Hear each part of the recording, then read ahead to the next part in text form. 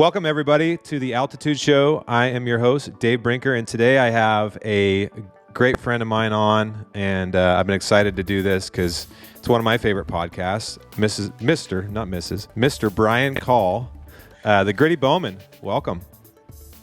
Thanks for having me, Dave. Yeah. You're looking ripped, man. You've been lifting. Look at that. I've been hitting the old CrossFit gym 2 days a week. Yeah. And I did jujitsu. I've been trying to do 2 days a week, but so far I've just gone and got my butt kicked over and over. But when did you start doing jujitsu? We've never talked about this. Just for the last 2 weeks. Yep. Is that something you're going to commit to? Yeah, I'm going to commit to 2 days a week when I'm in town for the next year or two. Super cool. The only reason is because I've been talking about doing it for years and years, but I ran into a gentleman in town. He's a fan of the Gritty show, and he said, "Hey, let's do this thing." I've been going to the jiu-jitsu gym for years and years and years, and so now I have a buddy that I trust. Been rolling with him at the gym.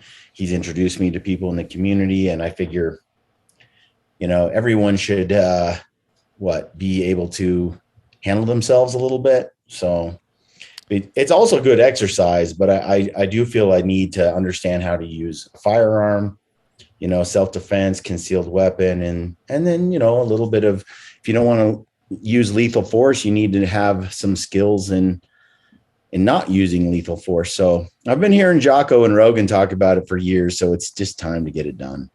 Well, I also feel like, from an exercise perspective, we all get stuck in our normal routines. I know you're probably a little bit better than me, judging by how, like, I have a dad bod and you have, like, a ripped bod. But I feel like we get stuck in our normal routines and our comfort zones. And I think jujitsu's, from what I used to do it in my early 20s, didn't take it seriously, but it was a hell of a workout. Like, it kicked my butt. Yeah, I think it builds a lot of character in general. As I was rolling, I was suffocating, and I wanted to bail out of the wrestling match, basically because I couldn't breathe. But it's like, no, you just have to tough it out. I mean, you're not being submitted or choked. You just got to fight through it. And turned out, I feel like I have a pretty good knack for this kind of stuff. Like, I did all right.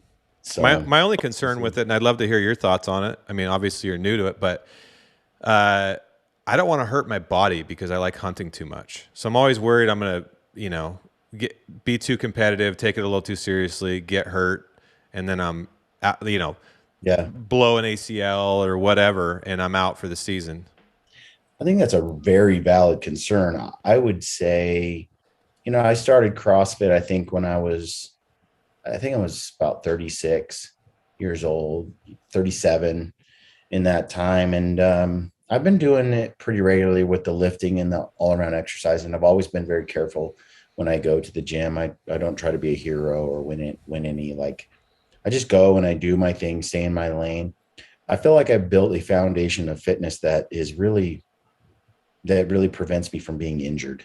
So the knees, the elbows, all that kind of stuff are quite strong because I've been lifting heavy weight and doing exercises for 10 years. Mm-hmm. And by living a healthy, active, lifting heavy weights and stuff in a controlled setting, like the way that I do with the CrossFit sort of methodology, going into the jiu-jitsu gym and rolling on the ground. Now they call it, like, what do they call it? Like the gentleman's combat sport or something. Yep.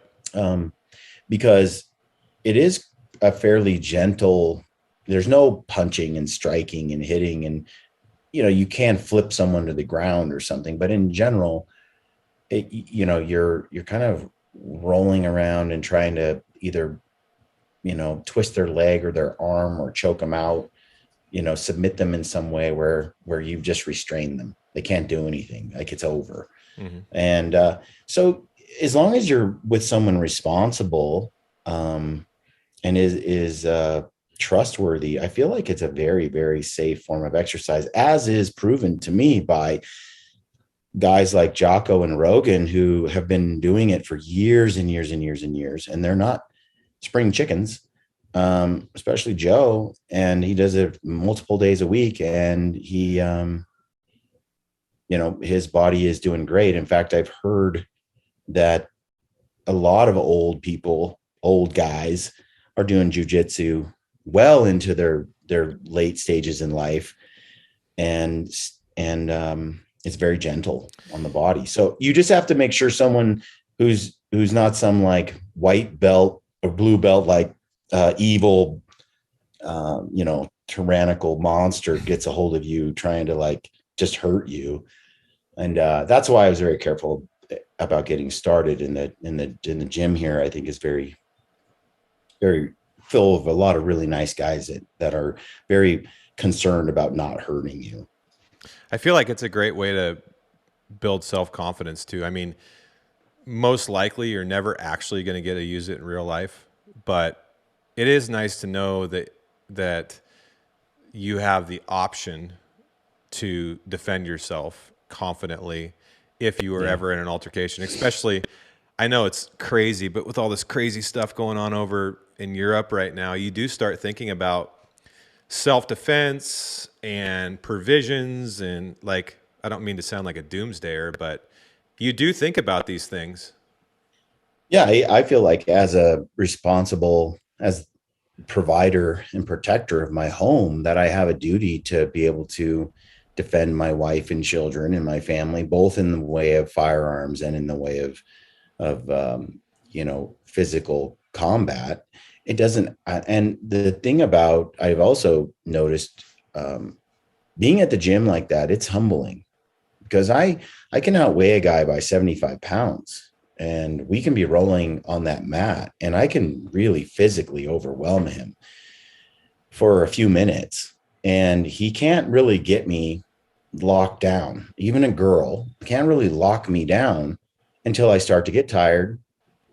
And then I do something foolish, like stick my neck out or my arm out where it shouldn't be. And this little tiny person then like is choking me to death or ripping my arm out of socket, or, doing some scissor leg something across my guts and I can't breathe. It's like, it's very humbling. You realize really quickly that, you better think twice before you do get into an altercation, because you never know.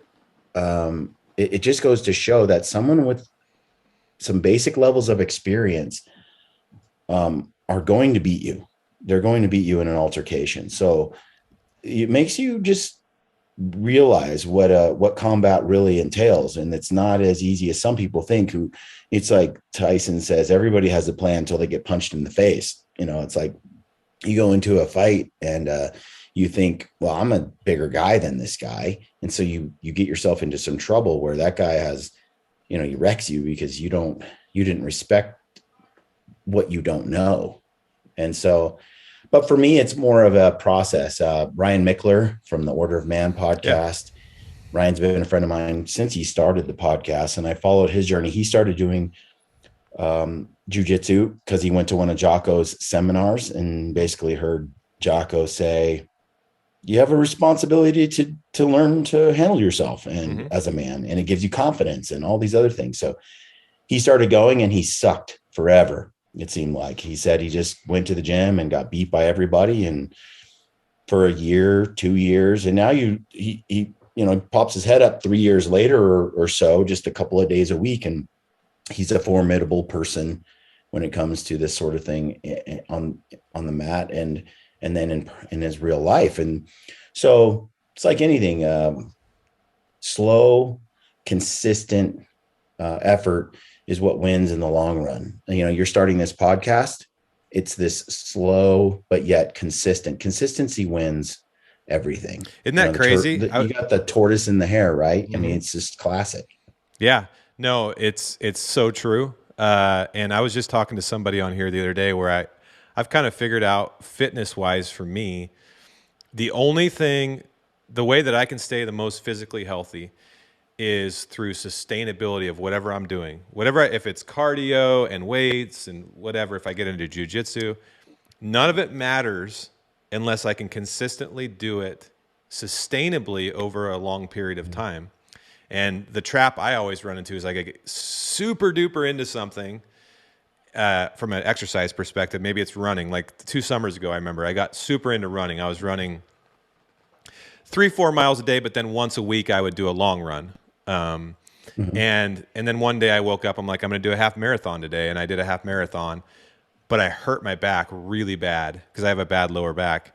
I can't hang with Cam Hanes doing the 10 miles a day thing. Right. But anyways, so I had to quit running for like 2 months because I hurt my back so bad. I couldn't do anything. So then I got really into like HIIT workouts every day and, Hmm.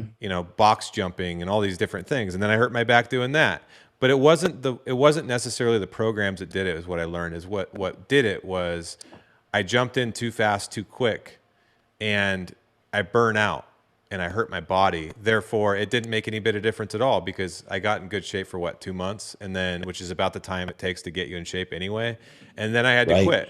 So now I got the Echelon bike, Hmm. and because I love cardio, and I found that to be really really cool. Just from a sustainability perspective, I can do it almost every day, and I never hurt myself. But That's you know, and that's that's where it's at. I was just looking up on my phone here this book that I read years ago. I can't remember if it was called Rewire Your Brain or The Amazing Brain. I got it on Audible.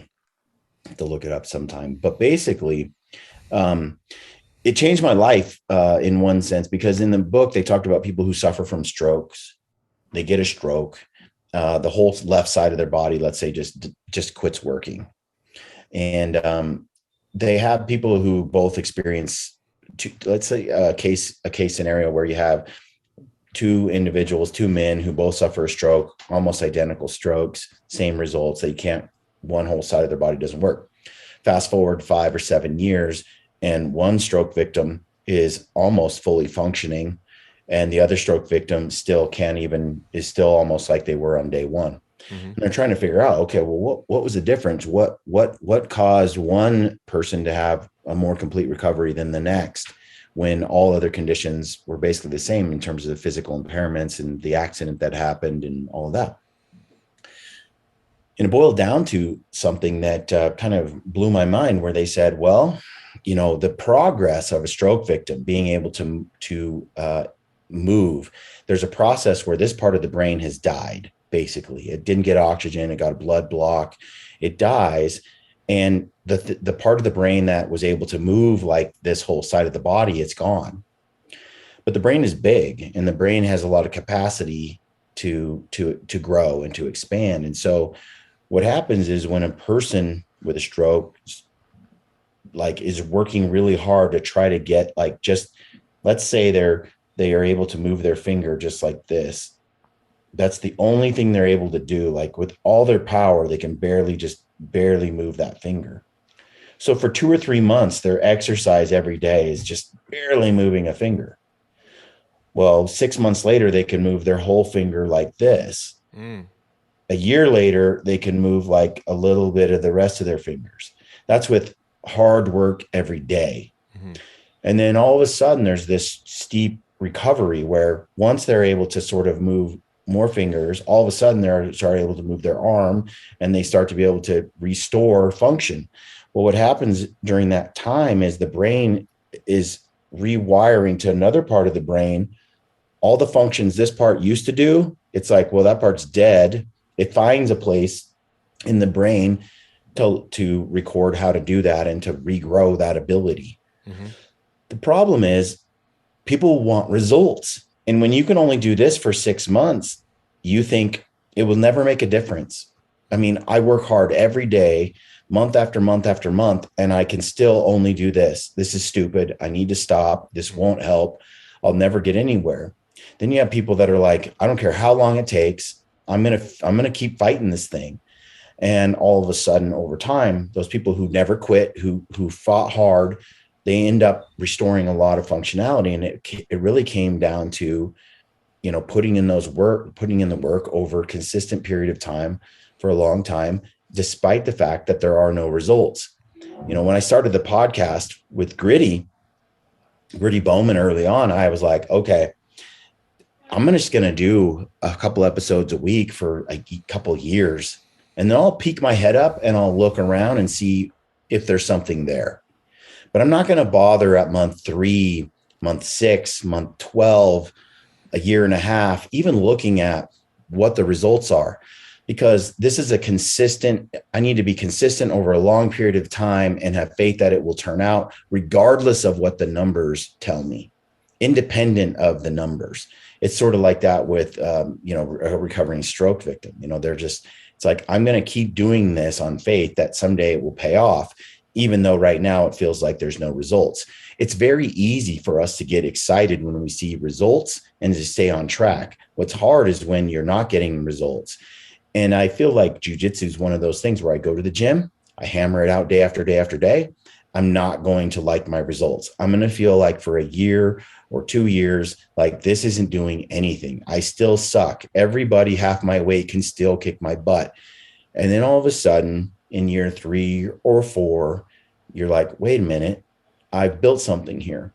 And so it's important, I think, to often sort of recognize that consistency wins big over a long period of time, and to not necessarily be focused on results until until you've laid a long grinding foundation, in place. So Yeah, I mean, it's just as I'm listening to you, I'm just thinking of all the different areas of life that applies to. It's almost everything: relationships, business, exercise, whatever hobby you have. Like I remember when I first started playing the guitar. When you first start playing the guitar, I don't care what anybody tells you, you suck. Everybody does. You suck really bad. Believe me, my daughter's learning the guitar right now, and she's learning fast and she's doing good, but she still sucks. And you suck unless you're like some idiot savant that like is just blessed, right? mm-hmm. Most people suck at the guitar for like 10 years. Like I remember when I was first starting playing, I was like a year in and I'm like, I want to start a band. And my buddy who was like a professional guitarist, he goes, dude, I wasn't even good enough to be in a band after 10 years. You got a ways to go. Like slow down. And I couldn't even play a full song yet. Like I could play like 3 or 4 intros to classic rock hits. And then I remember learning a bar chord, which is like, when you have to bar a whole, anyways, a bar chord is like one of the hardest chords to play on a guitar. Mm-hmm. And I was reminded of this last night because my daughter's just starting to learn them. And they are the most frustrating thing ever. It took me like 2 years to be able to play a bar chord clearly, but you have to know it. You have to be able to play them. But it took forever. And then once I learned how to play these chords, then I couldn't sing. Then I sucked at singing for like another 5 years. And you think you're getting better, but you still suck. And you have to pretend like you don't suck in order to have the energy to keep sucking a little bit less, if that makes sense. Like I remember going to open mics and like you have to tell yourself, God, I sound so good right now. Like, look at this. I'm up here in the spotlight. They must all love it. And your friends and family are like, oh, it was so good. You're doing so good. But now that I've been in the crowd a few times, it's like, no, you still sucked. But you have to but then you wake up 10 years later after all of this grind and like consistency, and you suck a whole lot less. And maybe now you might even say you're okay or good at it if you're lucky. But I feel like where people fall off is like when they don't suck like a year into anything, right? It's like, well, that's not how the world works. Oh yeah, I agree. I think that you pick anything in my life when it comes to filmmaking, hunting, I can't remember. I mean, there were a lot of years where I had shots on elk or deer that no one should ever miss, and I missed, and you're just like, what is wrong? Like, how do I screw these moments up? And again, it's sticking with it over a long period of time. And then all of a sudden, I don't say all of a sudden, but eventually you garner the skills. They say it takes 10,000 hours at a minimum, right, to become an expert at something. So if you're going to play the guitar, you know, it's a 10,000 hour to become really good at it. Mm-hmm. If you're going to make movies, it's a 10,000 hour investment. And too often, I believe that people quit uh, early in the process of an endeavor because they aren't getting results right off the bat. And Dave Ramsey talks about the debt snowball, right? Mm-hmm. And the total money makeover and getting yourself Yep. out of debt. And I went to college, so I considered myself fairly, smart, intellectual, right? And so in college, I learned that interest rates, the higher the interest, the more money you're flushing down the toilet. So if I had a credit card with 10 grand on it, another credit card with 5 grand on it, and the 10 grand card had a 20% interest rate and the 5 grand card had a 3% interest rate, well, any idiot would pay off the 10 grand credit card first, and then they would tackle the 5 grand credit card. And I remember Dave Ramsey was saying, hey, dude, if you were good at math, you wouldn't have had 2 credit cards totaling 15 grand in debt. He's like, let's be real here. And his debt snowball was attack the 5 grand credit card first, and then attack the 10 grand credit card next. And he said, because we're not tackling math, we're tackling human behavior. And the trick to getting yourself out of debt is to see results, to feel progress. And he knows that human beings tend to be fairly weak. And so if you tackle the 5 grand card first, and you're like, okay, I can pay $500 a month on it. Oh, maybe if I sell this and this, I can do 700. Okay, $1,000 a month. In 5 months, it's gone. When you see the progress of paying off that $5,000 credit card first, you're like, whoa, I just got rid of like a weight on my back. Now I have one left. And then you take the 5 grand, the money you were paying on the $5,000 credit card on the $10,000 credit card, and you snowball your payments. They get bigger and bigger toward the debts. But his point was tackle all the little ones first, because as you experience that what you're doing is working, it keeps you motivated to keep on going. And, I would that we had the strength as humans to just, be consistent without seeing results and stick with it, And I would say over the years, I've developed pretty decent levels of self-discipline to where I do that most often, but I will acknowledge that results really help people get motivated. Oh yeah. And you shouldn't ignore those, but at the same time, believing, having faith that what you're doing is going to work out independent of monitoring your results is a better way.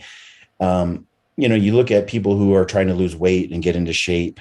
They take a photo of themselves 1 month, and then another month they take another photo, and 2 months later or 3 months later they take another photo. And the reason for that is so they can see that what they're doing is working, and it sparks that continued motivation. And you know what I've noticed with stuff like that, because I did that 75 hard thing. Hard.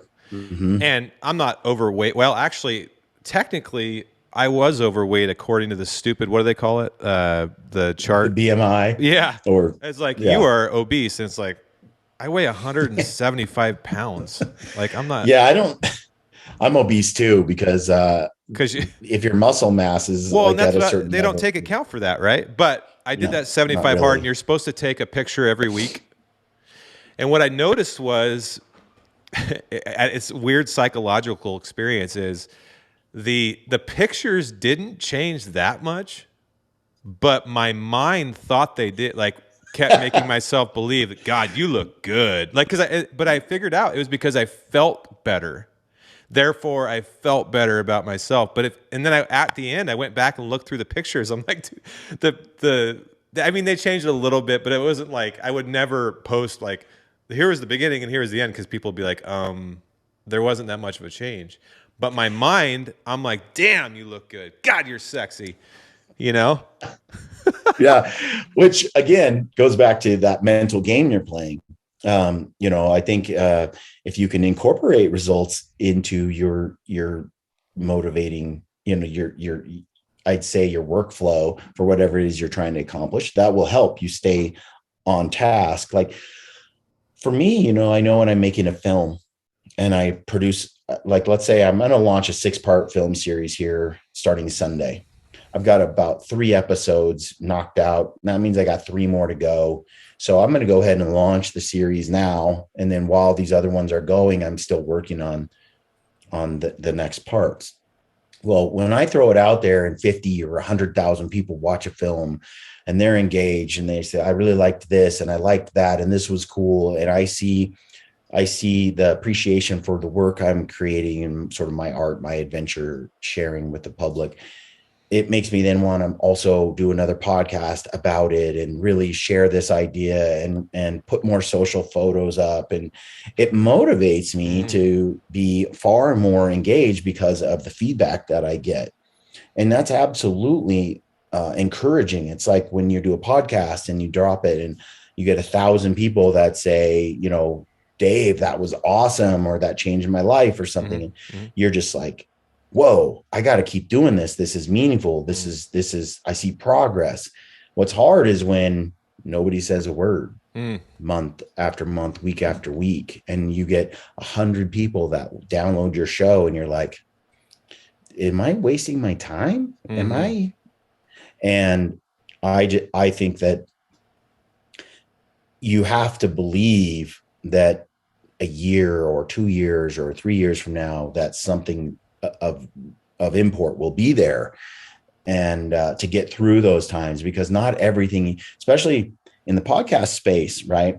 And I think you're approaching it from the right perspective. We've talked about this offline. You're like, hey, I just want to have conversations with people.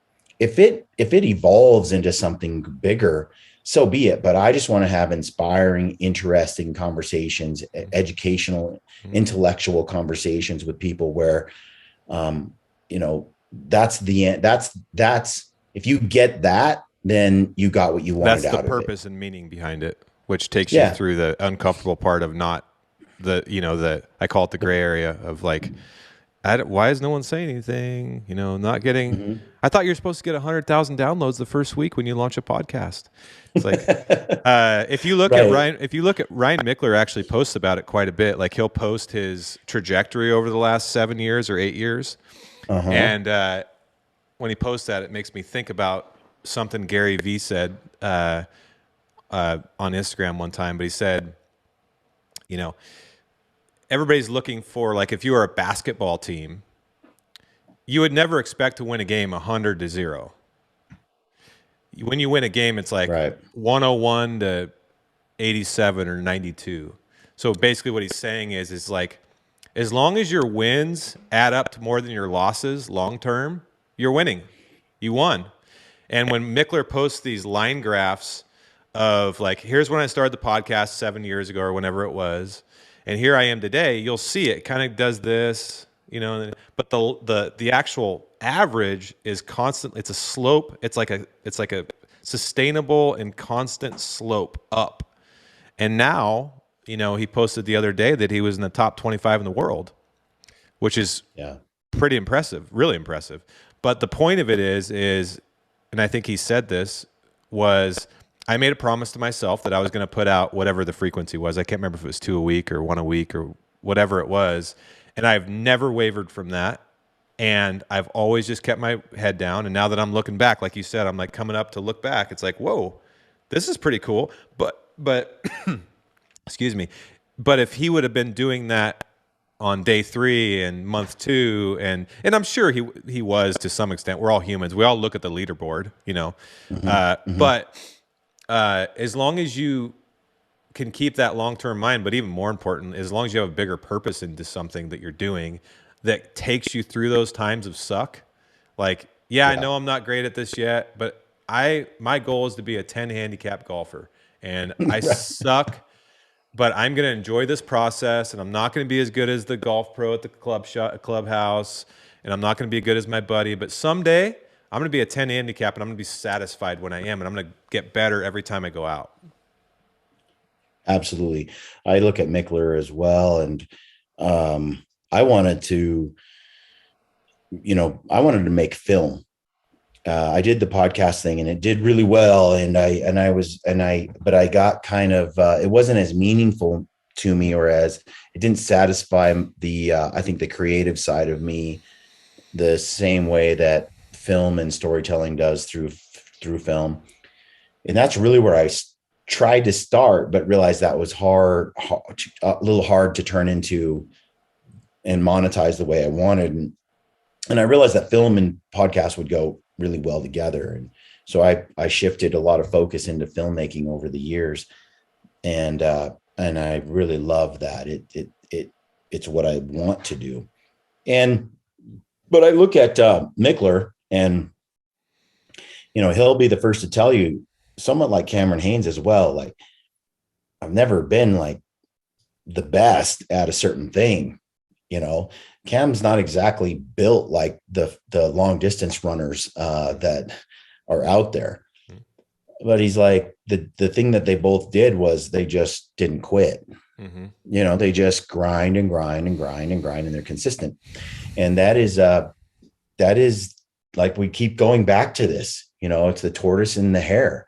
You just slow and steady wins the race. And, but don't you think someone asked me the other day, and this wasn't like a diss on me, but she was just being honest. She goes, does it ever bother you? Because I'm involved in a lot of different stuff. Mm-hmm. She's like, does it ever bother you that you may never be the greatest at anything, but just kind of good at a lot of things? And my answer to her was no. I actually think it would be pretty boring to only be good at one thing. I understand that we need people like that, because that's how you get that's how you get Olympians, and like, I really do. Like, I admire people like that, but for my personality, I find adventure in multiple things, and I value adventure over almost anything, because it's part of it's the part of life that wakes me up in the middle of the day. Like, starting this podcast is another adventure, but the cool thing about it is the ecosystem of people, which is also what I value in life, is the same. It's just another platform to interact with the community that I already love. So am I okay not being the best podcaster in the world? Yeah, absolutely. I don't even know if I'd want that. It's like, you know what I mean? Mm-hmm. Mm-hmm. I would say this too, Dave. Like, I recall, I think I had a podcast on this just the other day. There's something about, being good at a lot of different things. You have to, going back to Mickler. Okay. You mentioned, he talked about, he committed to like 2 shows a week or whatever. Yeah, whatever 3 shows. And no matter what, he's going to deliver for 5-6 years, whatever. Mm-hmm.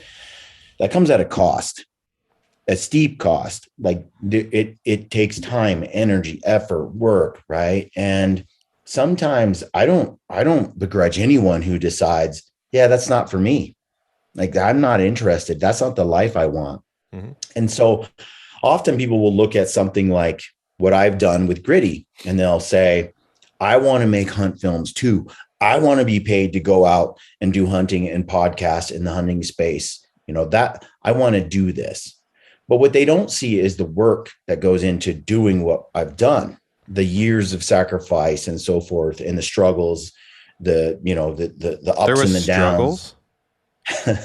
There were some dark times, and it looks all fun and games on the outside, but literally there were some really hard times. I would say it's been a wild adventure, but there's been betrayals and losses and failures and doubts, and all those things it's been rough at times. And then it's been filled with amazing highs and pinnacle adventures and moments in life that I can't believe this is happening. When I had Joe Rogan on my podcast, how many people get to say they had Joe Rogan on their podcast? Virtually nobody, especially since I don't even think he does podcasts anymore. I won the lottery, man. I won the lottery. I had him on, and it changed the whole trajectory of my life at that point. There's some highs like that where you don't even realize in the moment what's happening, and then you step back and you realize, and you just are amazed. then there was the dark times. What I'm saying is people see the highlight reel, but they don't see the work. And some people, once they realize what it takes, they're like, no, that's not for me. I don't want that. Like when I look at, for example, I would love to play the guitar. Man, I would love to play the guitar and be a singer, songwriter. That would be cool. And then I look at the number of hours I'd have to invest doing what you've done, Dave, and I want nothing to do with it. Like I don't want to pay the price to be that. And I think what you're saying when you talk about an Olympic athlete, let's just pick one like a I don't know, a long distance runner or something. Right. They've sacrificed almost every aspect of their existence for that thing. A lot of us aren't willing to pay the cost for that. And I did a podcast with Ryan Muncie, and he wrote the book F Your Feelings. And in the book, he describes how, people they don't want to pay that price to become whatever it is that they think they do until they get into it. And then they realize, no, this isn't for me. And so I think the old saying that comparison is the enemy of happiness. When you compare yourself to someone else, and you're like your friend said to you, Dave, you're not going to be, I don't know, the next Garth Brooks. Does that bother you? And it's like, that comparison can lead to such dissatisfaction with who you are and where you're at, when really you should be comparing yourself to yourself. Right. And your happiness should really continge on you as an individual.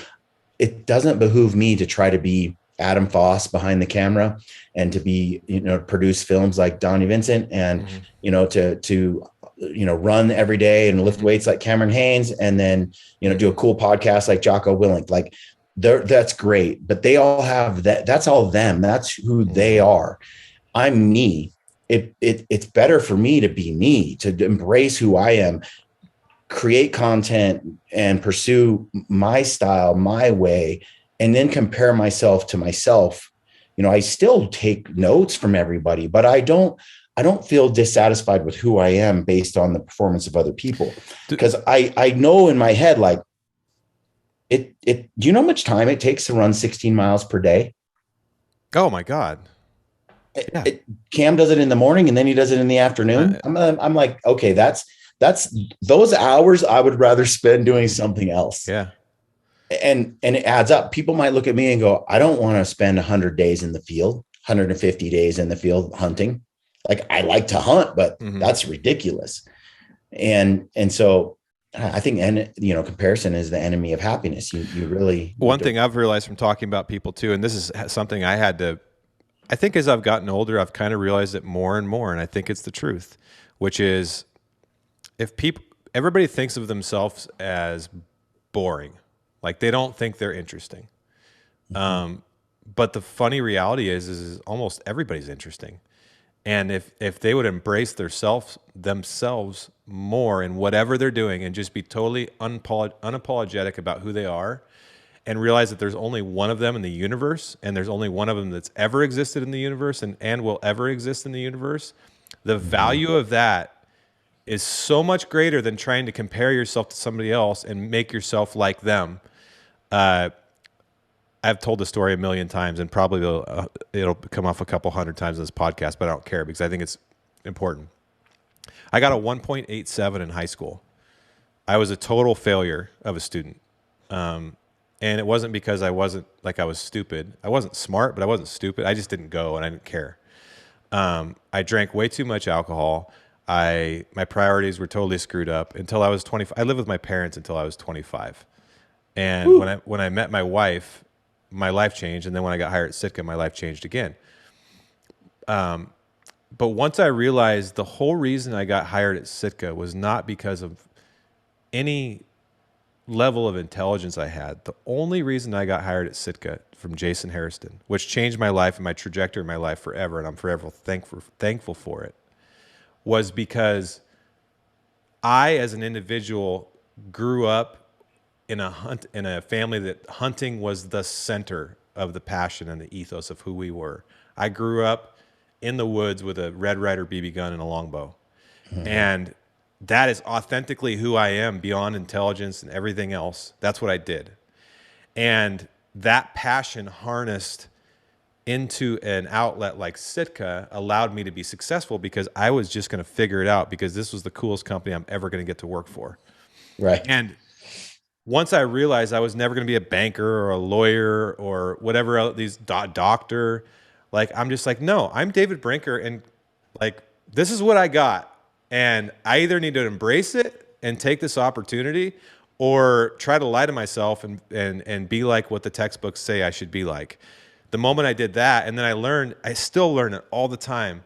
Like the value I have is really my truth is my value, like what I am.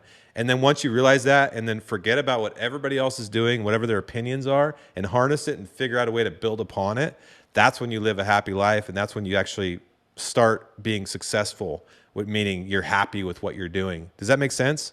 Absolutely. Absolutely. I think that what you're saying too is can be said another way. Confidence is attractive, Hmm.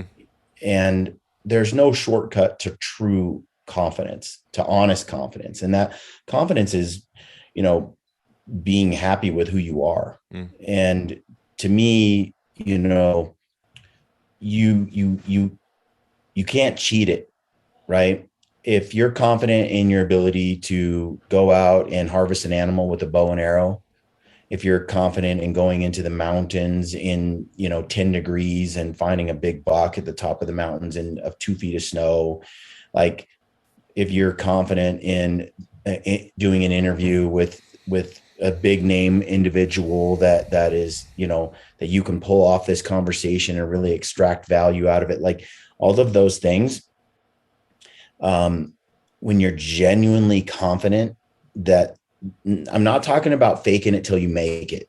There's the whole, if you don't have confidence, well, project confidence anyway. I think there's a lot of wisdom in that, and everyone should. Like, whether you feel it inside or don't, confidence is sexy. Confidence is attractive. Confidence, people are drawn to confidence. Confidence is charismatic. So if you can be confident and project confidence, even though you don't feel it inside, that's smart. I mean, you need to work on that. But the trick is to actually be genuinely confident. And that's why the fake it till you make it kind of is an old saying. There's a lot of truth in that. Eventually, if you are an honest person, if you do strive to do things that I think are morally good, if you do serve others and genuinely try to give value to other people, if you are a good provider or homemaker or whatnot, if you really put time into your children, if you really try to perform civic duties and all of that, all of those things build confidence in who you are as a human being. And there is no substitute for that. If you're a crappy person and you lie and you cheat and you steal, you're not genuinely confident in who you are as a person. And you might be confident in your ability to play basketball or to play a guitar. That doesn't mean you're confident in you, as you're not content with the human being you are. Mm-hmm. And so I really think that pursuing, a self-improvement program where you're just focused on, over time being a better human being in every way, that builds confidence, and that confidence then just shines and people are drawn to it. And you don't really worry about comparison to others because there's, I mean, we definitely all fall into the trap of comparing to others. We all have social media. It's like impossible not to see other people's highlight reels. But there is a world in which you can control that impulse and be like, okay, I'm starting to feel shitty looking at this guy's pictures or whatever because I think they're doing more than I am. But it's just like anything else. You have the discipline to realize it's like, no, I have my own, like, that's great. I'm happy for them. I'm Mhm, happy for mhm. them, genuinely happy for them. I am working on my own life and I'm super excited about it and confident that I'm doing everything I can. The most, my dad and I were just talking about this. So I own a real estate company. You know this, Brian. Mhm. And every once in a while I'll meet people. So I deal with a lot of high net worth people. And there's two different types of high net worth people. There's the ones that are really high net worth that don't like to talk about it, and you may never even know they are. And then there's the kind of net worth people that think they're high net worth, and maybe they even are, but most often I've found it to be kind of BS. That make sure in the first 10 minutes of knowing them, you know how much money they have, or how many assets they have. And so my best clients on the real estate side, or even the in life and business that I've met, the most successful people are the ones that are quietly confident. And that extends over into Navy SEALs. Almost everybody that I've met that I respect and has a level of success has what we call quiet confidence, which is they're the ones kind of leaning against the wall in the corner of the room that doesn't need to beat their chest and knows that, like, they're totally content. If it's a Navy SEAL we're talking about, they're like, yeah, I could pretty much take care of everybody in here in like 5 seconds. So I don't need to tell everybody how I did, 10 deployments and, blah, blah, blah, blah, blah, blah. Or if if it's a business person, they're like, I actually don't want anybody to know how much money I have. That would be the smarter way to go about it, because then you have more negotiation power and it's nobody else's business in the first place. So I think there's some of that in what you're saying. It's like, if you're insecure and if you can't find a way to be self-confident, people aren't attracted. It's actually gross. It's like, I mean, there are people that will be attracted to it, but it's not for the right reasons, and they're not going to last.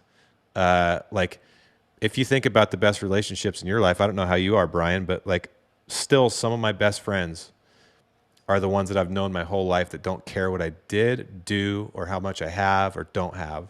They've always been the same amount of friend no matter what. And then the most inauthentic friends I have are the ones that ebb and flow out of my life based on what they need from me. Especially in the space that you're in, where you've worked with high profile or kind of renowned individuals, as you're on the phone with Joe Rogan, shipping him some Sitka gear or whatever, like you have circles that you've run in, and you've had relationships with people that are highly influential. I found, when that started to happen for me, a lot of users, for lack of a better term, come out of the woodwork and pretend to be your friend. And that's what I say, dark times or betrayals. You have, you get into that space, and a lot of people want your time and attention. And, but it's not just necessarily because they value you, they value what they might be able to get out of you to get ahead or something. And that's tough. That's tough. And I'm going to ask you, trying to change the direction here a little bit, because I know you've gone through some times in life that were tough.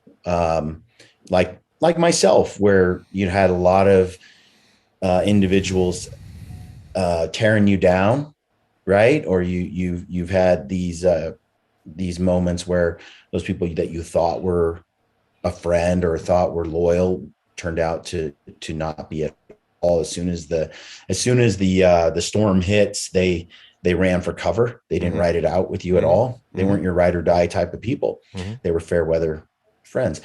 As you experience those times, like, how did you get through those? What is it that you learned from that? Well, I didn't get through them very well, I'll point out, meaning I hit some pretty big walls. Like, I'm definitely no expert on the subject, because I am a highly sensitive person just by nature. And it's one of the things I don't like about myself very much. I wish I was a little bit less sensitive. So it's something I've had to work on a lot. I care what people think about me. I care almost what everybody thinks about me, which is super dangerous. Like, I should only care about really what the people that truly care about me think. Does that make sense?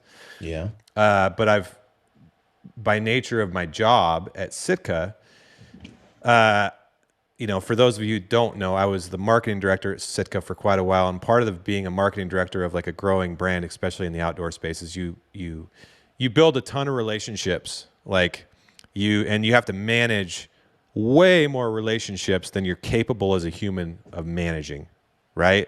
So I can't. What's the number of relationships you can manage? There is an equation to this, isn't it? Like, I can't remember. Was it 50 or 25? I heard Jordan Peterson talking about this in reference to Joe Rogan, because yes, it's like 15 or 25.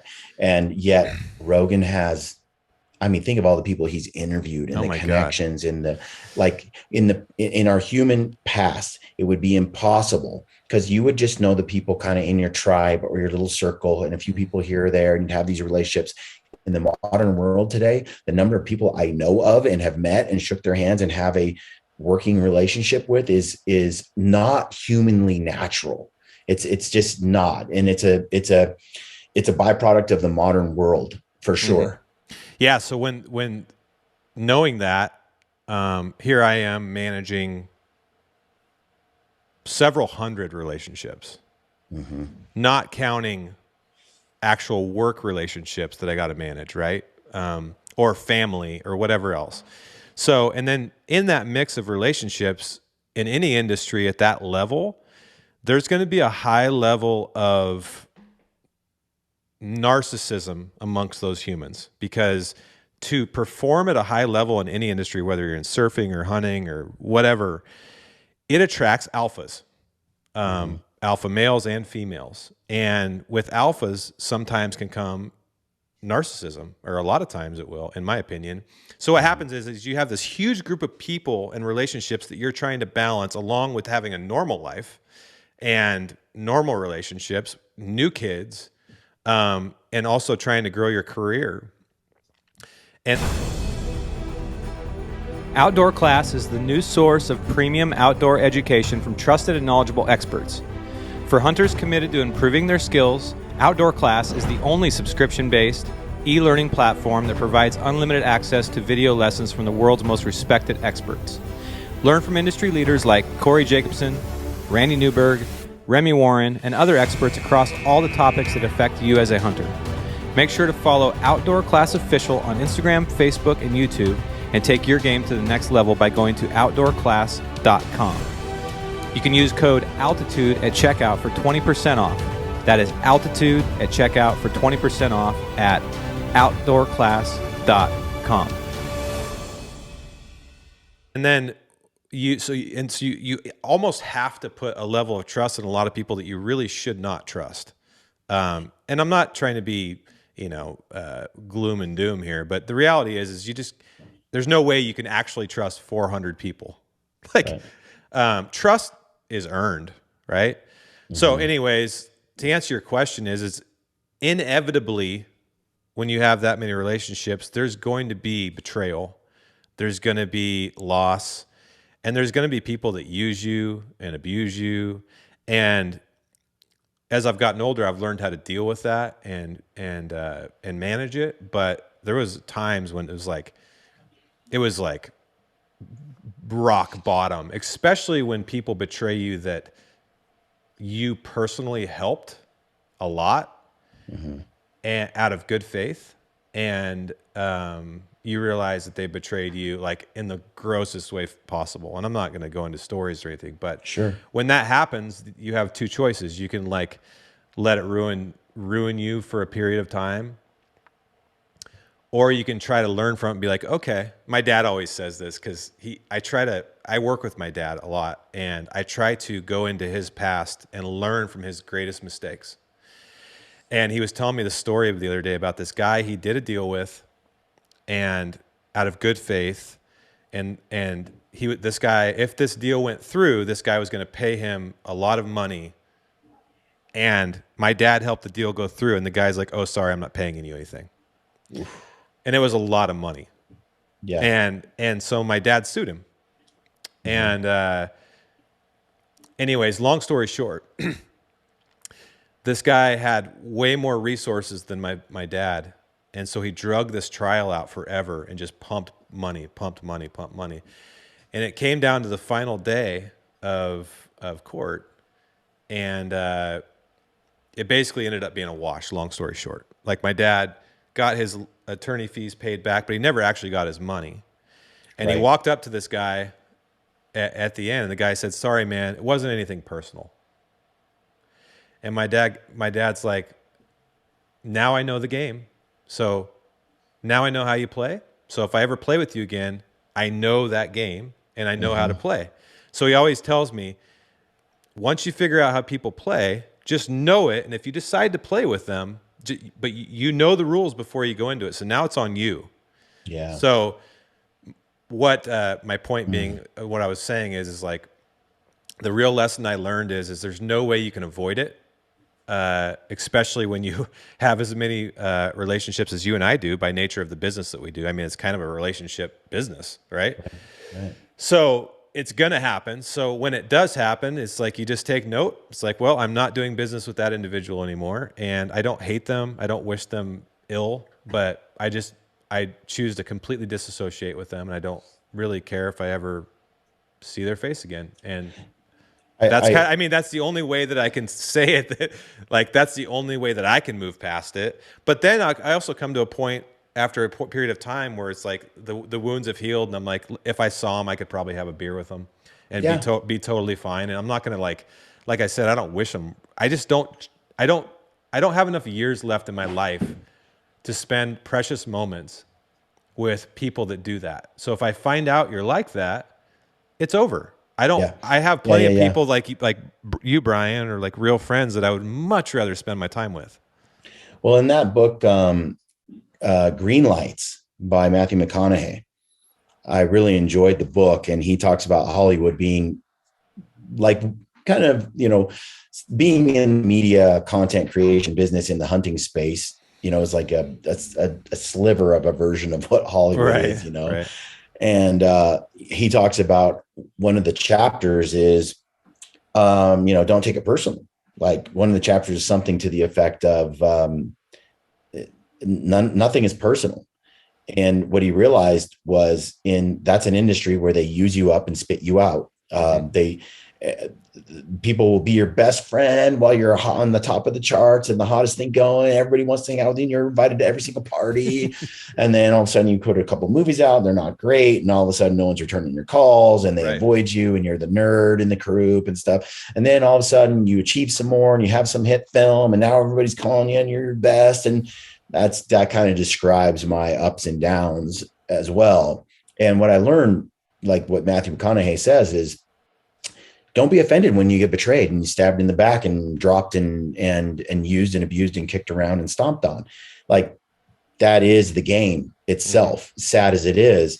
And so what he learned was, the instinct, the human instinct, when a company says, yes, I'm sorry, we can't work with you anymore because some lame excuse. And really, they just used you up and got what they needed. And now there's somebody shinier for the moment. And whatever it is. And so other people aren't talking to you either because, they don't think you're cool anymore or whatever.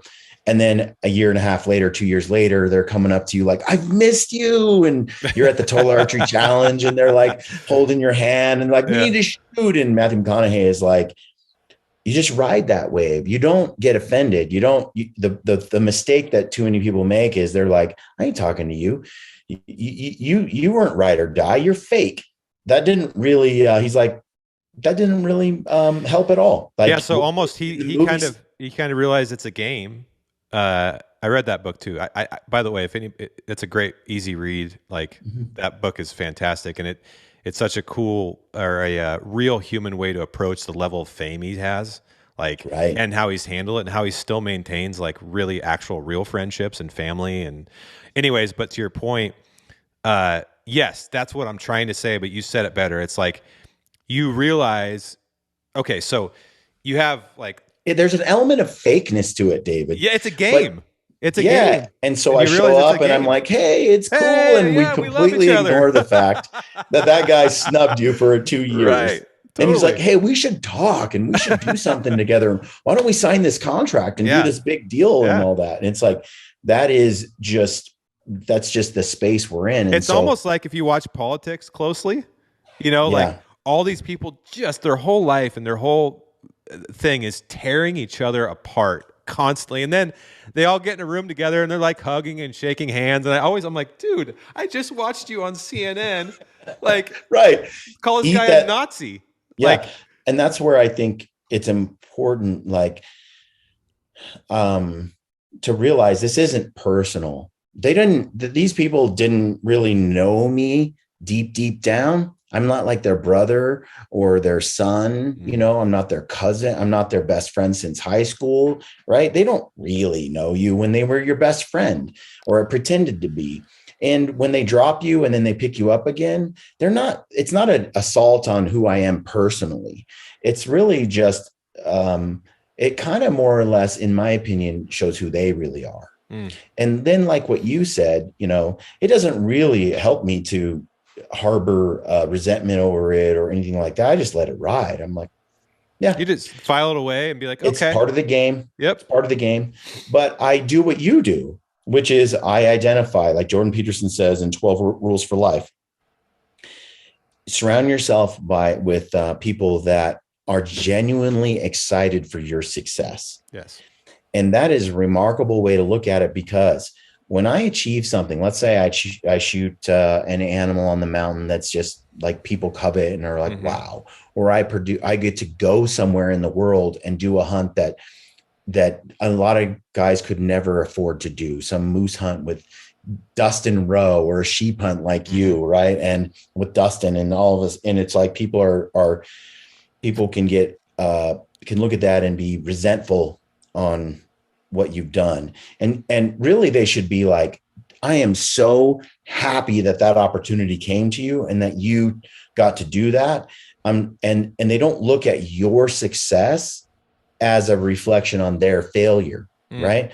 So when you attach yourself to people who are genuinely excited about your success, and you keep genuinely, and you keep collecting those people who are truly content with who they are and also rejoice in your success.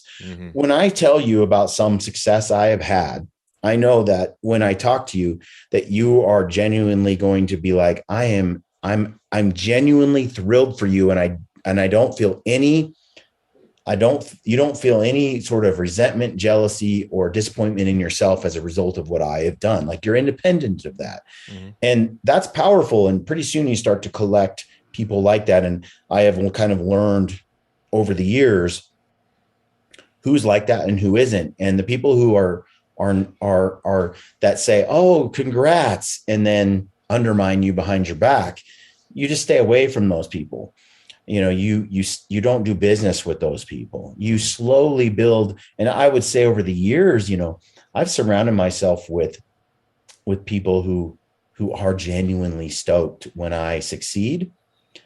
And I have put up walls and barriers to people who are terribly undermining and jealous when I succeed.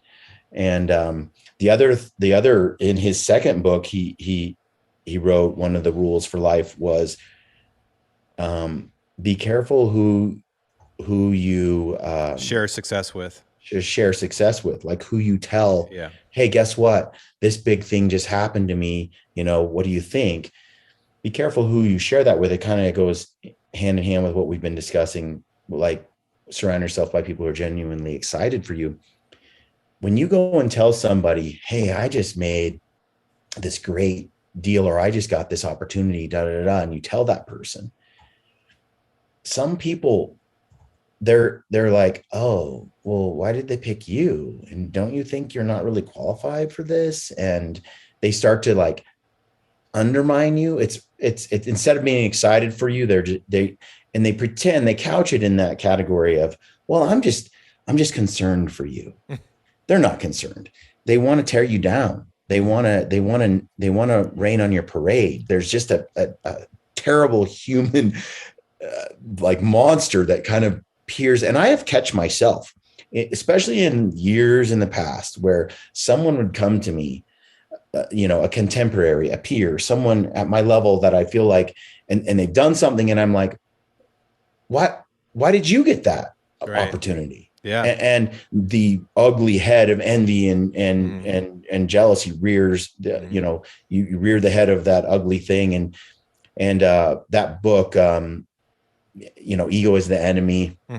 Even Jocko's Extreme Ownership is it's like, pride is a roll call every day. Ego, like when I feel that come up, any form of jealousy of someone else's success, I recognize it instantly inside me and I kill it. And I'd say nowadays it just really doesn't bother me that much anymore because I've cultivated this daily, like if I feel it coming, like you tell me you did something, why should I let my own jealousy get in the way of celebrating that success, right? Well, And some people just let it, they let it become such a big part of them because the values they've put into their life aren't the greatest things to center your life around. Like, for example, if you're jealous when someone says they made a lot of money, right? Which I think we're all guilty of at some point. We're like, God, I'd like to make it. Even if it's not something that we put front and center, you still would like to make money, right?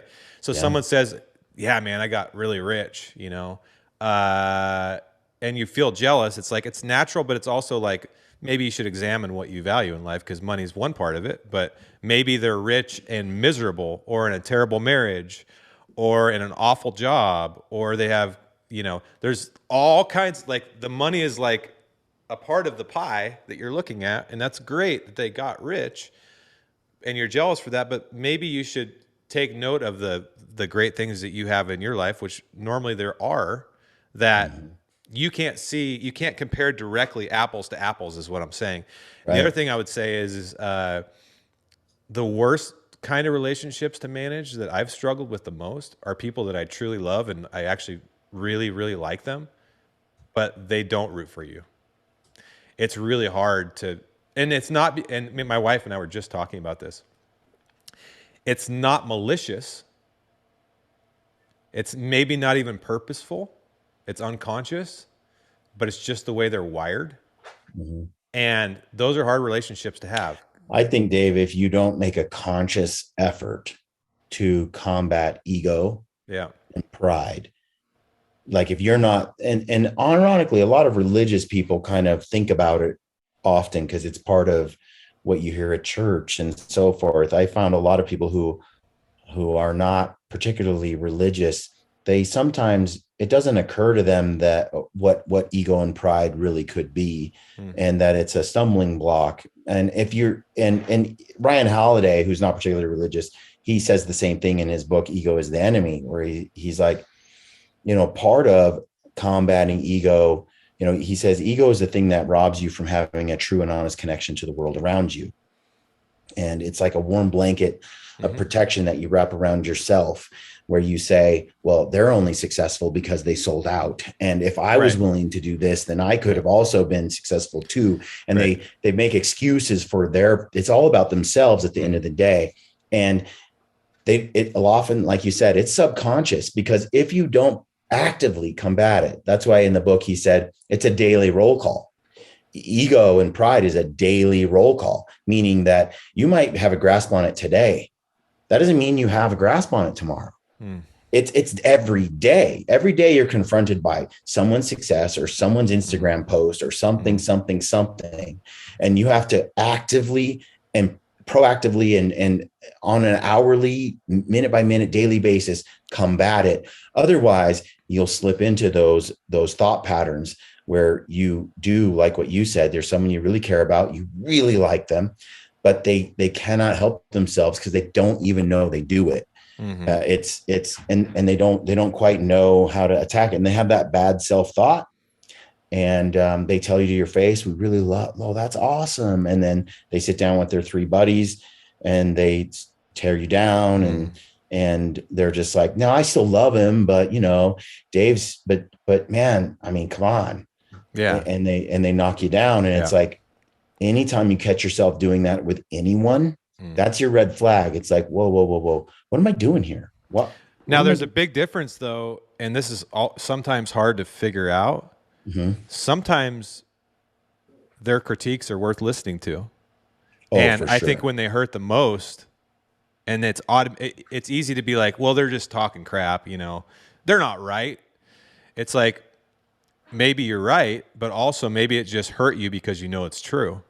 So I've tried to figure out a way to filter that and then define it. And then if it's actually something I'm like, you know what, that hurt my pride quite a bit, but maybe they're right. Like maybe I should rethink this and use it as fuel to, because what I was going to say is sometimes stuff like that doesn't hurt quite as bad if if you're happy with the progress you're making genuinely behind the scenes. So like, let's say, just obviously we're on my podcast right now, right? If someone tears down my podcast, maybe it's my age or whatever. I don't really care because I know that I'm enjoying doing it and I don't really care where it goes. So like maybe it's the confidence thing. If you're confident in what you're doing and someone tears it down, you're like, it's much easier to just kind of brush it off. But if they say something that you're not, like they critique something you're not confident in, it's worth at least thinking about. Don't let it like drag you down in the pits of despair, but it's at least worth thinking about, well, maybe they got, and not taking it personally. And you're like, shit, I've done that. I mean, I did this today. So somebody said something about something I was doing, and I'm like, I could take that like personally, but actually what I did was I'm like, gosh darn it, they have a point. I actually might totally rethink this, and then I'll be better. But it's really, really hard to do that. That ties back into combating pride and ego with humility. I think there's almost always a spark of truth in any criticisms you get, right?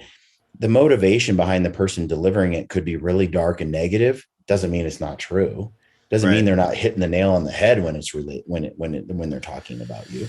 And so for me, I listen to all criticism, and most of the time, people attack you on the parts where you're the most flawed. There's no question that they're right. And it's like, and I can acknowledge that, and I can say I'm working on it. I've always been this way, or that is a severe weakness that I have. And okay. So there's a process at Gore, who owns Sitka, and so when you're at Sitka now, you're an employee of Gore. Yeah. There's a process they go through that's called it's basically unsolicited feedback, where you go through I forget what it's called, but it's like unsolicited peer feedback. So a group of people is chosen around you, say it's 5 or 6 that work with you, and they all have the opportunity to give you feedback, positive, negative, whatever it is, through a process, a professional process. But then your superior delivers you the feedback without names attached to it. And they distill it, and they give you the good, they give you the stuff you need to work on. Anyways, it's an okay process. But what I found is, because I'm so aware of my flaws, I've known them my whole life, I'm pretty honest about them. I could pretty much predict what was going to be said to me every single time. And then even if they didn't tell me the names of who said it, I could tell them who said the things, because I could predict it.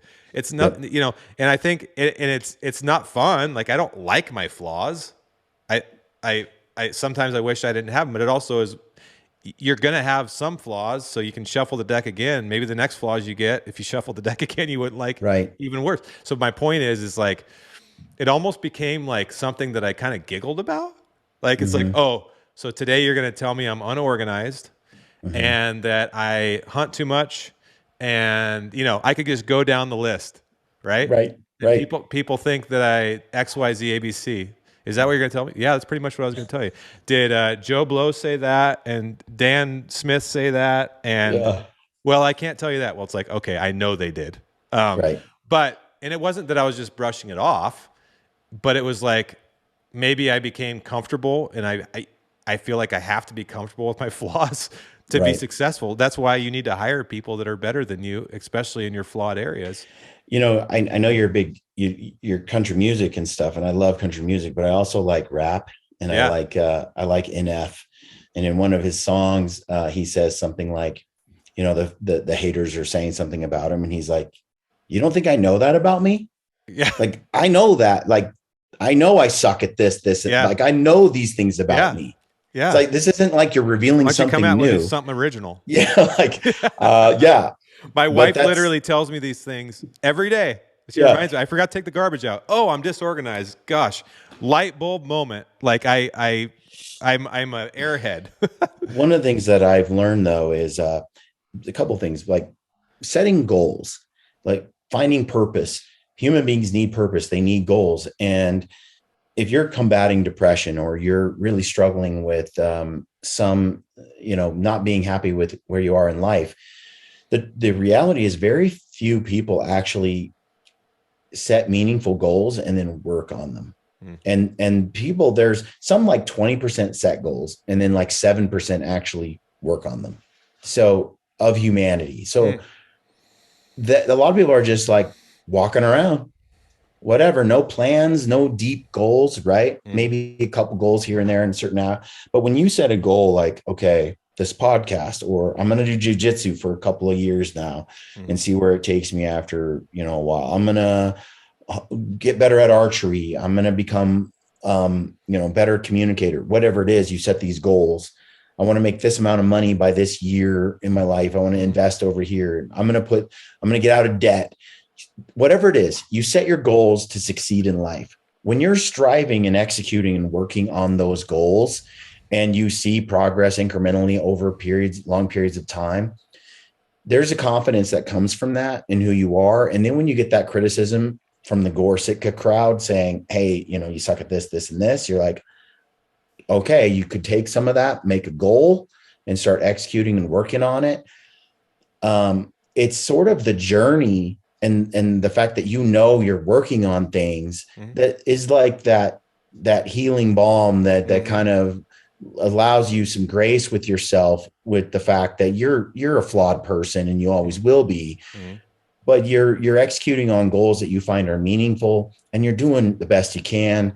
And often, those things that are your greatest strengths, David, are also the things that make you the weakest in certain areas. Like my brother Brent is laid back and hilarious and fun to be around, and just doesn't get that worried about everything, But with that comes a person who can't really be stressed by a deadline, or motivated. He should have moved to like Spain or Hawaii or something. Right. And so it's like, that's the counter positive to the positive trait, And so you can't look at yourself as, to me, in that exercise that these people are doing at Gore. I've done this before at past companies I've been at. I say, okay, great. Go ahead, find out all my weaknesses. And then over here, put down all the things that you think are highly valuable that I do. And what you'll often find out is the things that you think make me the greatest over here and a super asset also tend to make me weak over here, because every super positive characteristic that you have has a counter negative to it. You can't be, some people are remarkable, but you can't be, for example, Mr. Chill and laid back and not worried and stressed ever. And then also ultra anal, dotting every, meetings organized and everything else. No. They're not you can't have it both ways. So I will say to someone when in those conversations, do you value this part of what I do? Yeah, that's what makes you the most valuable at this company. Okay, great. So can you live with the fact that I struggle here? I'll work on it, but know that it will always be a problem because of this, 80% strength here. I have a 20% weakness here. And absolutely. My wife and I talk about this all the time, because I don't know if I would assume that most relationships are similar. I have a great marriage, but our problems that we've had, if you want to call them that, because we've had very few, are the same ones that we had since day one. Yeah. But they've gotten better over time, but they're never totally going to go away because we're basically opposite personalities. She's a perfectionist type A. I'm like fly pretty high, leave a mess behind me, but creative, always kind of airheady, all the things I've been critiqued on my whole life. But that's what actually makes us a great couple. Because if I was type A and stubborn and anal, we would not get along at all. She would not like me.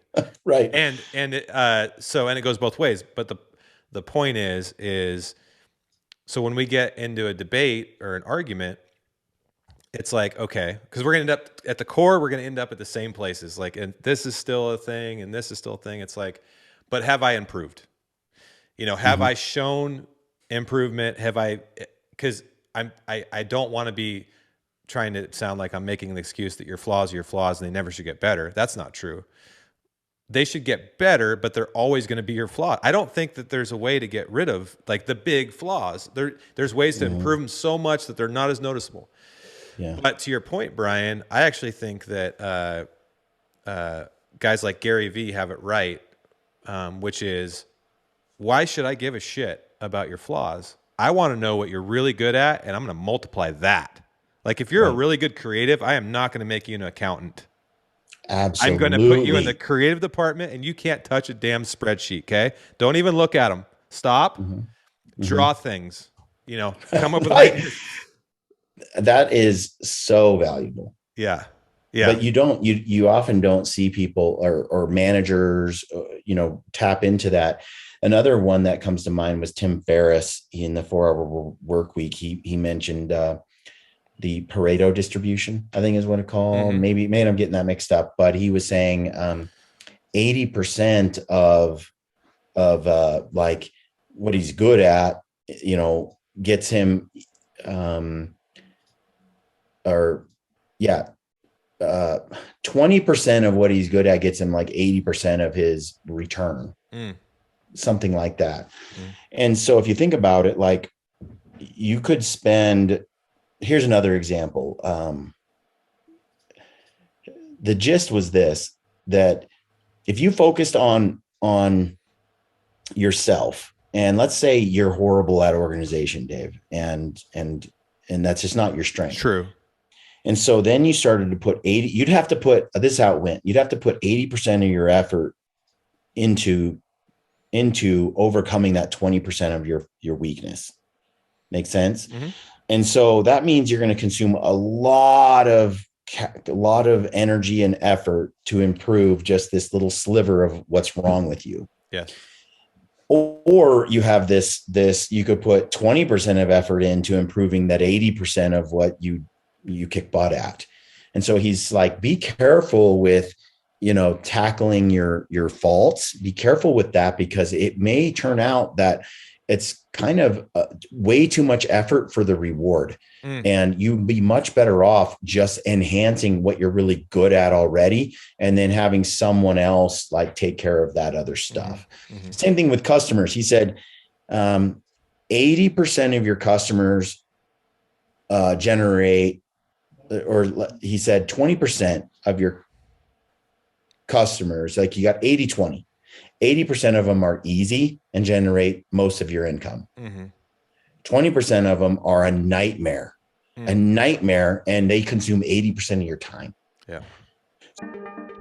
The Altitude Show is brought to you by Peaks Equipment, the world's leading technical, hard goods, and accessories brand for backcountry enthusiasts. From trekking poles to headlamps to best-in-class skaters, Peaks delivers a system of products that work to achieve optimal performance in the harshest conditions. Don't suffer on your hunting adventures. Peaks enables you to thrive on the mountain when everyone else is going home. Visit peaksequipment.com and use code ALTITUDE for 10% off today. That's ALTITUDE for 10% off on peaksequipment.com. So you got 80% of your customers that deliver and consume 20% of your time. And then you have 20% of your customers that consume 80% of your time. He's like, get rid of those 20% that suck 80% of your time. That little incremental gain in income from those clients isn't worth all the effort you're putting into them. Get rid of them and accept the 80% that you only spend 20% of your time on.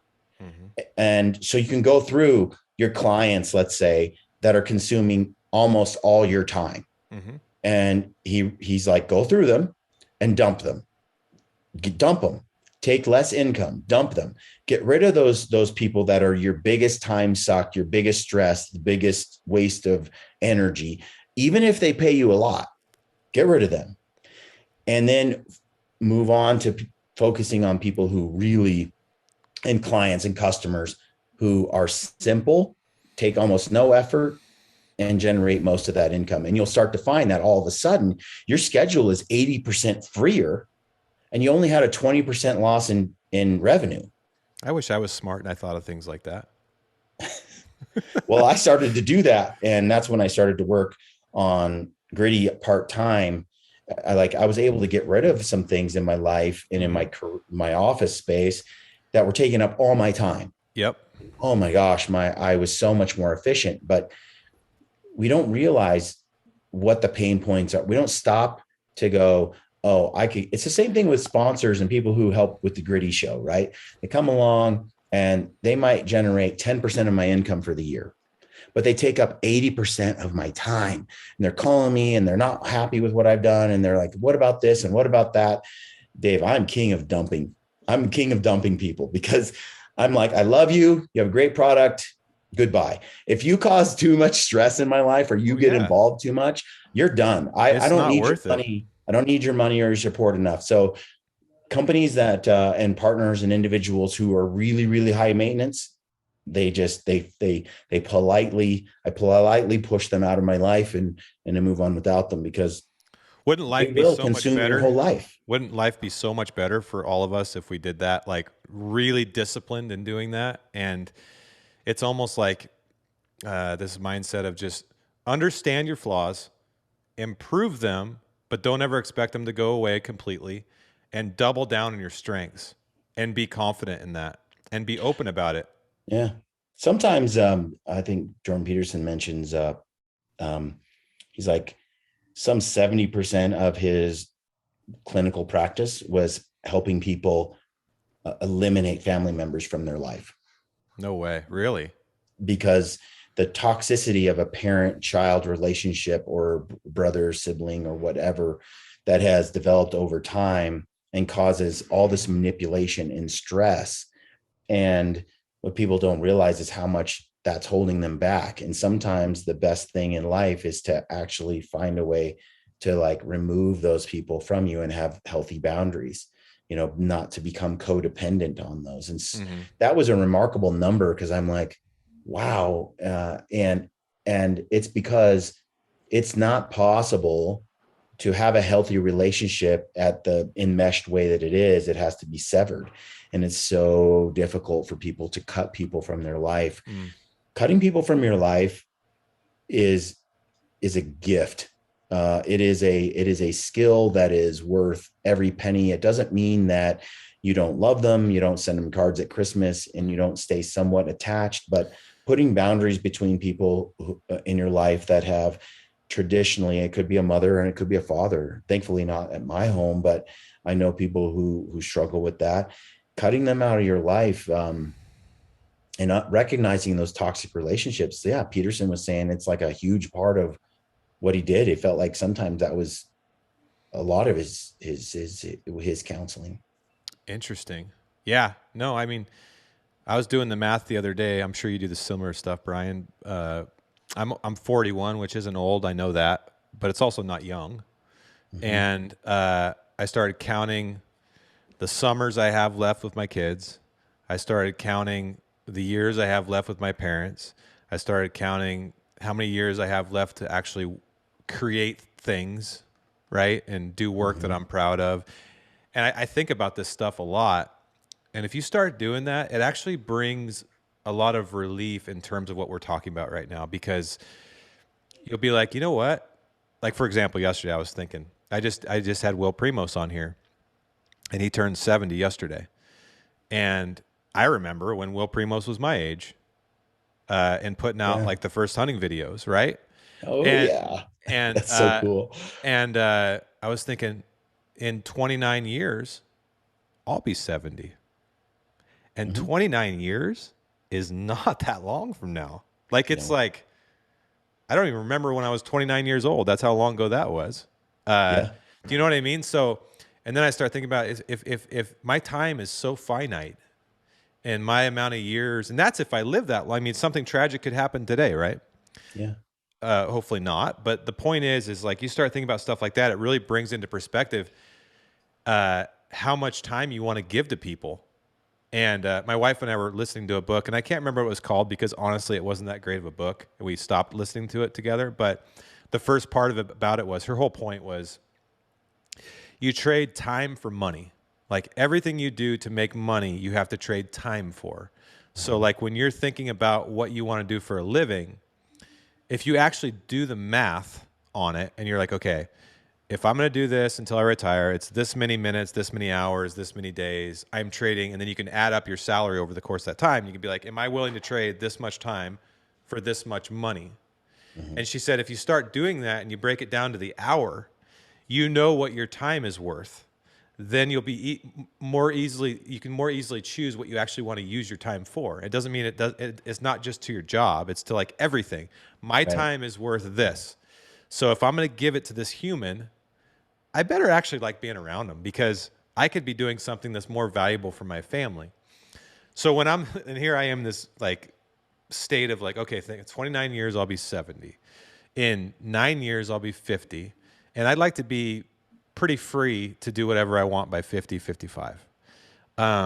So, and then I got 6 or 7 summers left with my daughter before she's at college. You start doing all this stuff. It's like, it makes it a lot easier to cut bullshit out of your life. It does. You're like, okay. So like every summer is precious. Every Christmas is precious. Every day is precious. And and you're like, okay, now it's much easier. I feel much more free to be like, you know what? No, I don't want to waste my time around that individual. Or I want to spend more time with that person. Yeah. Back to that conversation I had with Ryan Muncie, he mentioned identifying values. What are the things that you value the most? And then you set your days and your goals and stuff up around those values. Well, I value my wife and my children up there. I value God. I value their success in life, their future. I value helping people become better and more empowered hunters. I value freedom.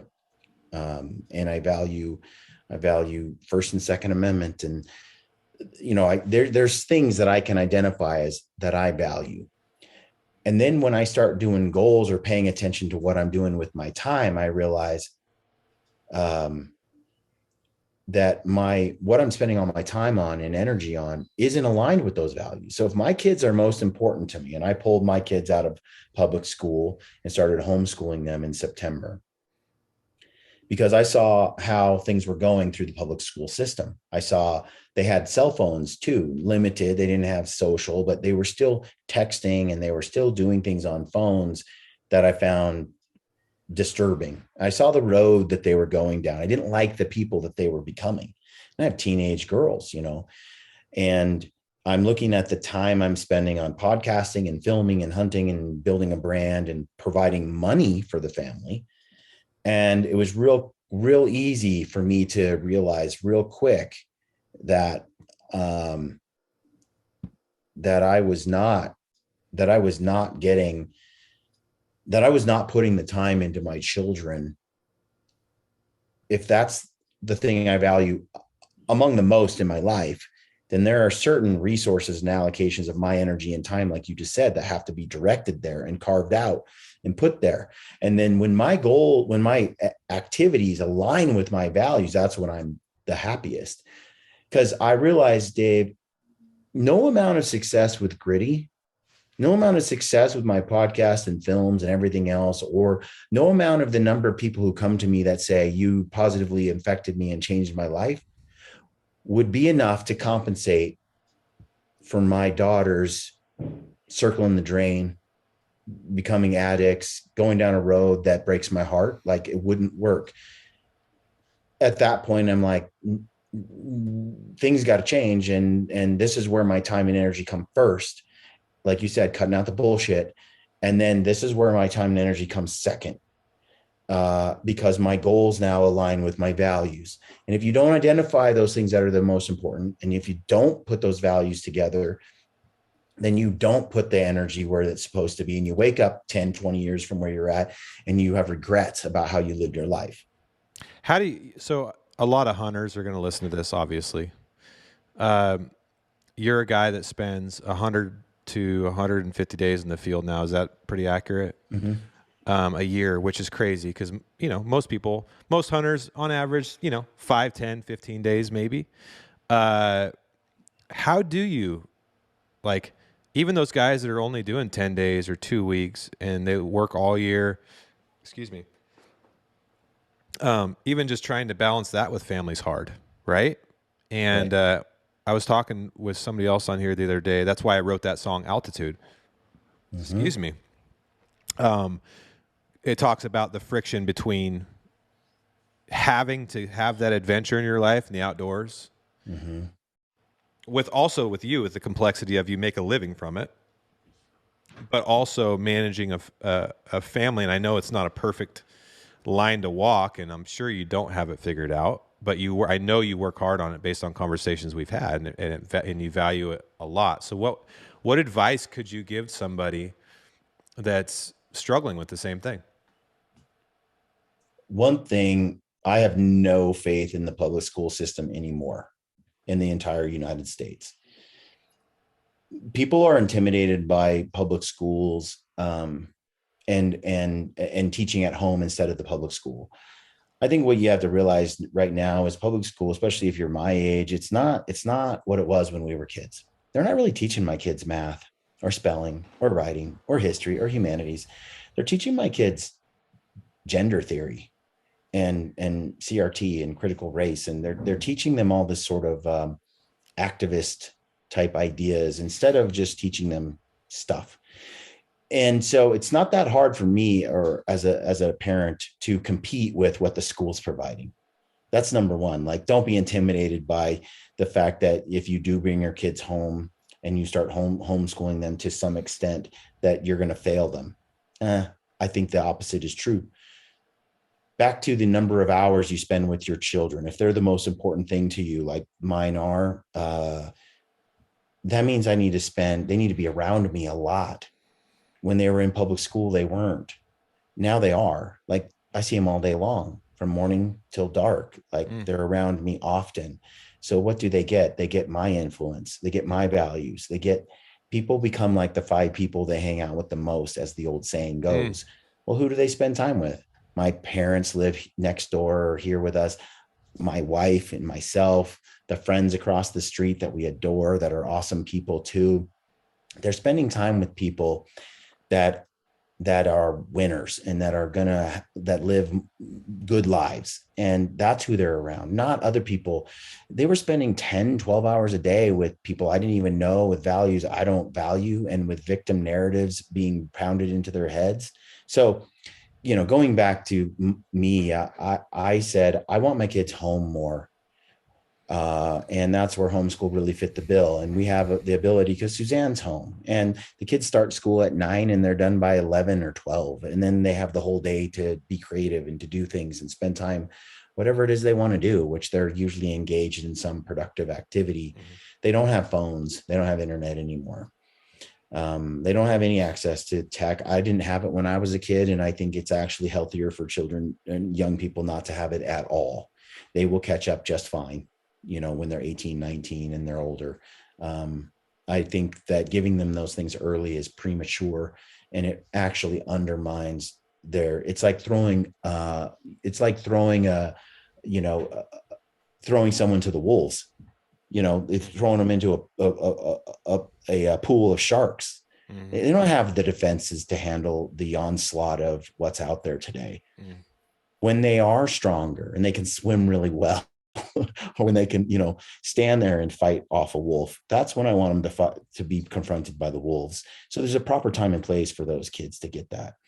The other thing that I've done is I decided that I was going to be home more strategically. So I'm gone pretty much the whole month often during spring, I'm gone for about 4 weeks straight hunting bears. Then I'm gone in September hunting elk. And then I'm gone in November, typically hunting mule deer. That's 3 months. That's about 90 days of absence. And where I can, I'm actually bringing my family. So, our annual meet, and we go to Arizona and we try to hunt Coues deer and javelina and mule deer and all the things. Well, this year I brought my family down for 2 weeks with me. I brought them on the trip. They camped. I saw them each day in the evenings, and I bring them with me now as they're being homeschooled to those trips. But the biggest thing for me is when I am present, those months I'm gone, they're tough. They really are. But I'm here so often in those months in between, and I invest in taking my kids places, each day. And I try to like Caitlin and I go to the CrossFit gym, and then we have every Friday, and then we have dinner after we go to the gym. And then Abigail, I do other things with, and Hannah, and we have these little weekly sort of that's dad time. And I've scheduled the time, and I put it.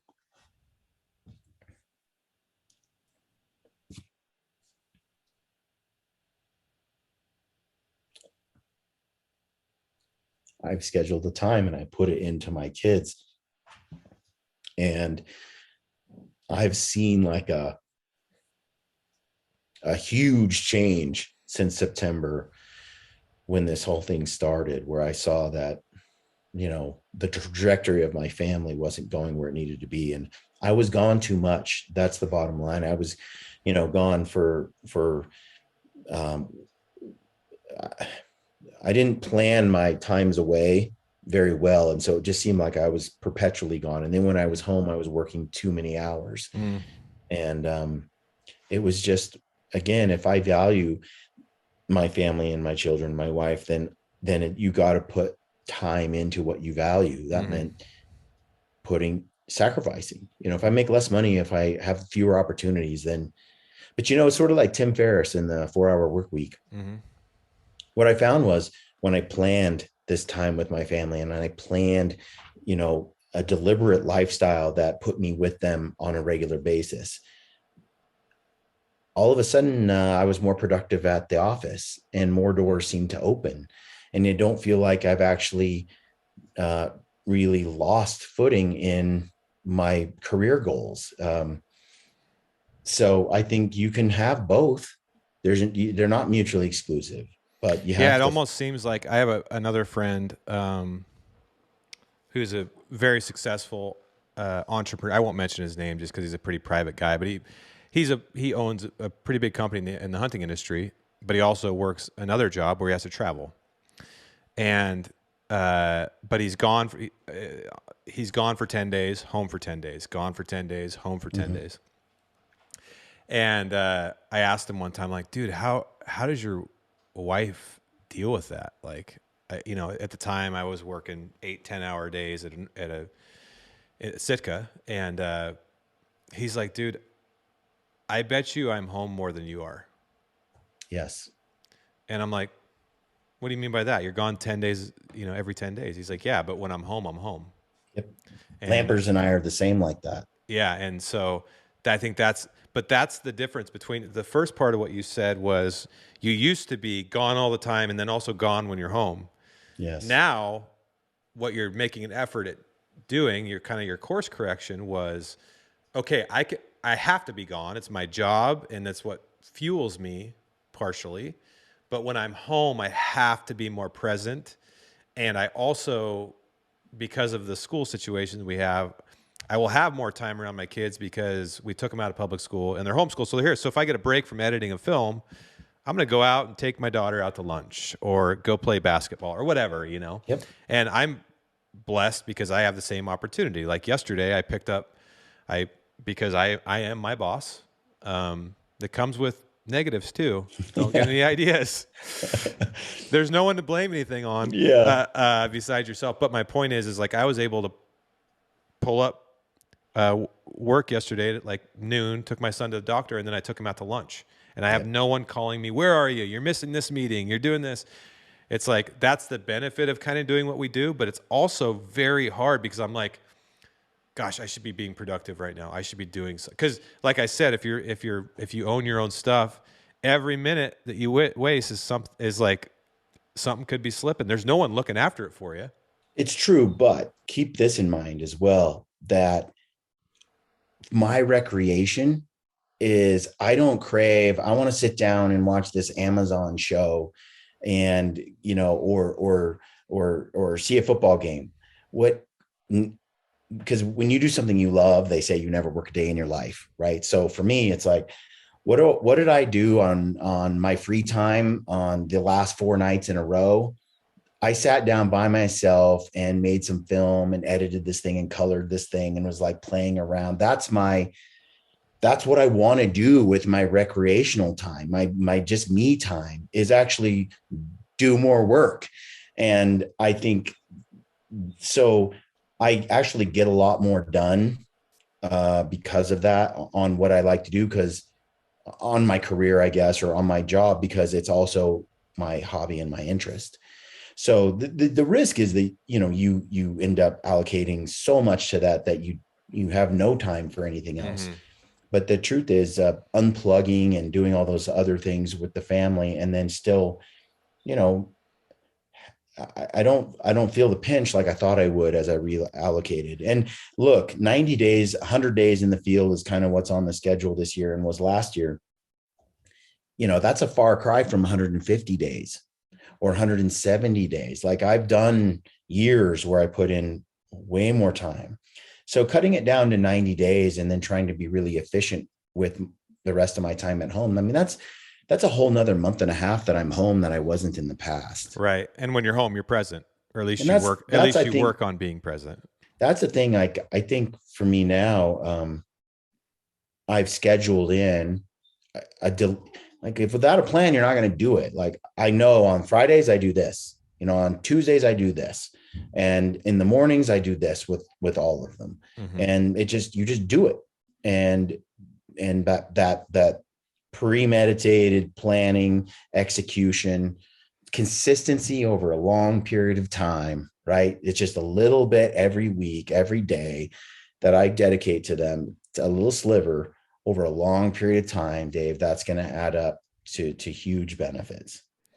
Well, I think you're doing a fantastic job, and I value your friendship, and I think you're an inspiring dude.